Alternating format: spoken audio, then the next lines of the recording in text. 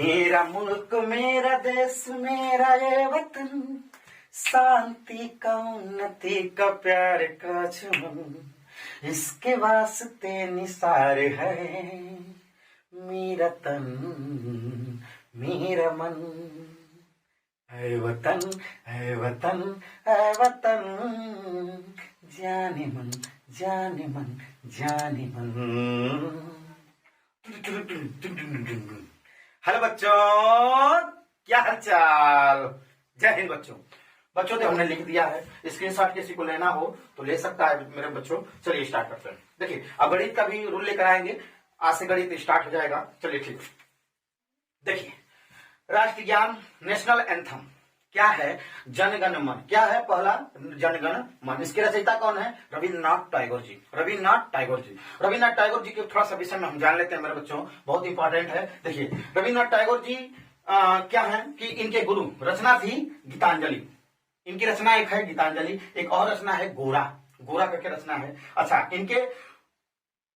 इनके जो गुरु थे, गुरु बंकिम चंद्र चटर्जी। इनके गुरु जो है बंकिम चंद्र चटर्जी, ठीक है। और इन्हें गुरुदेव की उपाधि मिली थी। इन्हें गुरुदेव की उपाधि मिली थी। कौन दिया था? महात्मा गांधी जी ने दिया था। महात्मा गांधी जी ने क्या दिया था? गुरुदेव की उपाधि दिया था, ठीक है। देखिए ग से गुरुदेव, ग से गांधी, ग से गुरुदेव, ग से गांधी, ठीक है। चलिए ग से गोरा, गोरा गोरा गोरा रा रा रा रा, ग से गोरा, ग से गीतांजलि, ग से रा रा रा रा रा, रविन्द्रनाथ टैगोर। याद रहेगा मेरे बच्चों। चलिए अच्छा, एक और बात, ये लेखक भी हैं और कवि भी हैं, दोनों हैं। कभी भी राष्ट्रीय गीत, राष्ट्रीय गान कोई कहीं गाया गया है तो समझ जाइए कि यही गाए हैं, ठीक है। हम लेकर आएंगे, वीडियो बताएंगे। देखिए और रविन्द्रनाथ टैगोर जी के विषय में एक और क्वेश्चन आते हैं कि कौन से ऐसे भारतीय लेखक कवि हैं जो दो देशों का राष्ट्रीय गान लिखे हैं?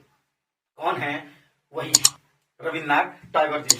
किस कौन सा देश है? एक भारत है तो राष्ट्रीय गान यानी यही जनगण मन, और बांग्लादेश के राष्ट्रीय गान यही लिखे हैं।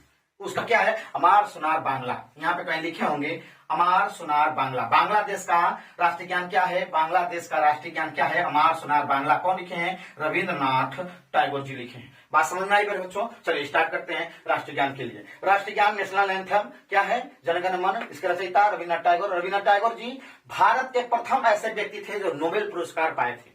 नोबेल पुरस्कार पाने वाले भारतीय जो लेखक हैं, पहला कौन है? यही है रविन्द्रनाथ टैगोर जी। किसके लिए? गीतांजलि के लिए। 1913 में इन्हें मिला था। और ये किसके क्षेत्र में? साहित्य के क्षेत्र में। साहित्य के क्षेत्र में प्रथम व्यक्ति पाने वाले रविन्द्रनाथ टैगोर जी। 1913 क्या? गीतांजलि के लिए मिला था। बहुत इंपॉर्टेंट। अच्छा चलिए स्टार्ट करते हैं। जनगण मन के लिए तीसरा क्या था? समय अवधि इसकी 52 सेकेंड है। और इंपॉर्टेंट लघु समय के लिए इंपॉर्टेंट, जब कुछ दिवस होते हैं या कुछ कोई मीटिंग होती है वहां के लिए 20 सेकेंड है। यानी अगर गाया जाएगा तो 12 सेकेंड सम्मान में गाया जाएगा। अगर कहीं शॉर्टकट में गाना है, कम समय में गाना है तो 20 सेकेंड में इसको थोड़ा सा स्पीड बढ़ा के गाया जाता है। लघु संस्करण समय अवधि क्या है? 20 सेकेंड। अच्छा, सर्वप्रथम ये कहाँ गाया गया था, कहाँ अपनाया गया था? अपनाना तो दूसरा है, गाया कहाँ गया था? सर्वप्रथम 27 दिसंबर 1911 में। 27 दिसंबर 12वां महीना, 27 दिसंबर 1911 में। देखिए 11 में आइए 12वां महीना है, 12 दिसंबर को 12 बोलते हैं, 11, 12, 27। समझ में आ गया? चलिए ठीक है।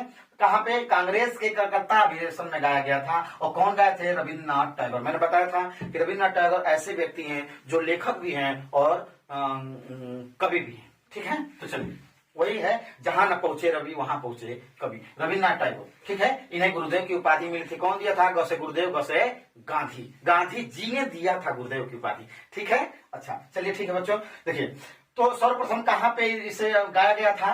तो कांग्रेस के कलकत्ता अधिवेशन में गाया गया था। और रविन्द्रनाथ टैगोर जी ने गाया था 27 दिसंबर 1911 में। बहुत इंपॉर्टेंट, कई बार आया हुआ है, स्टैटिक जीके के लिए भी बहुत इंपॉर्टेंट। चलिए स्टार्ट करते हैं।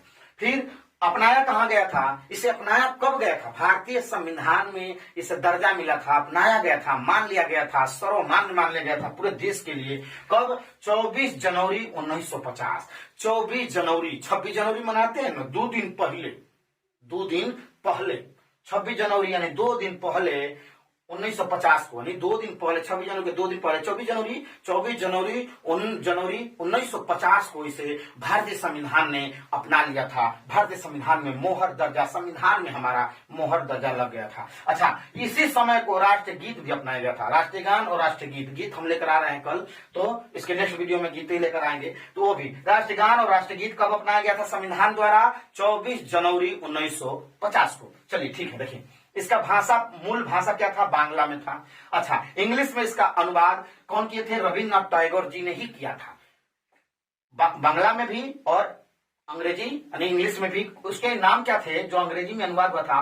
Morning song of India. Morning song of India के नाम से अंग्रेजी में अनुवाद रविन्द्रनाथ टैगोर जी ने ही किया था। एक और सूचना है, उर्दू में इसका ट्रांसलेट कौन किए थे? आबिद अली साहब ने, जिसका नाम क्या था? सुबह सुख चैन, सुबह सुख चैन, सुबह सुख चैन, आबिद अली साहब ने। ठीक है, चलिए। अच्छा, ये किस पत्रिका में प्रकाशित हुई थी? ये किस पहली बार कौन सा न्यूज़पेपर, जिसे पत्रिका उसमें बोला जाता था, तो किस पत्रिका में प्रकाशित हुई थी?